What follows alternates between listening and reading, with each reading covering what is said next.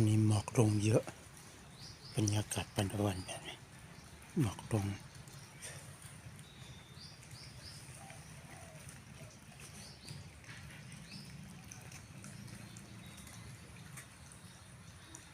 ใครเอาเข้ามาแล้วจ้ะ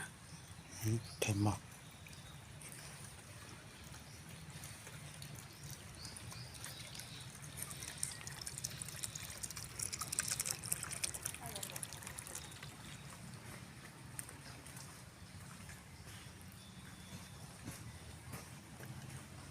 หมอกกลุ่มลงหมอก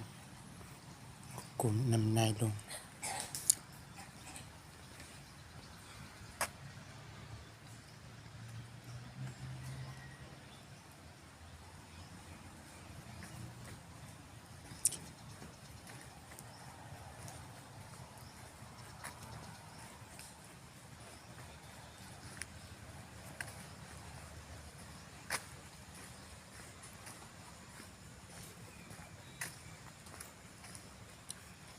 สวัสดีครับอากาศเย็นดีนะครับ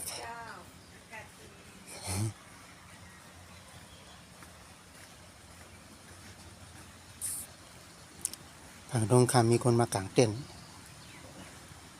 โอ้หมอกลงเยอะเลย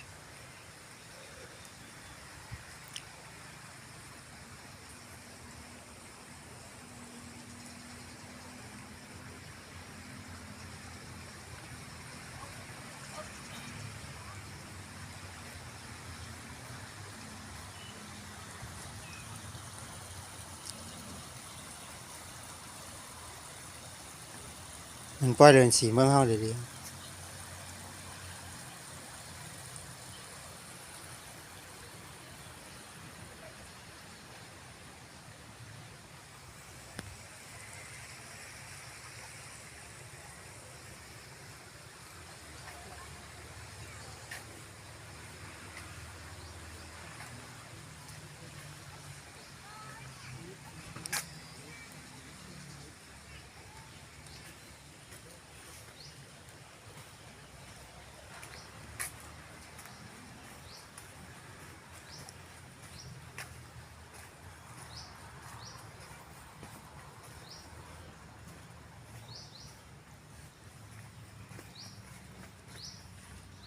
จอดหน่อยครับ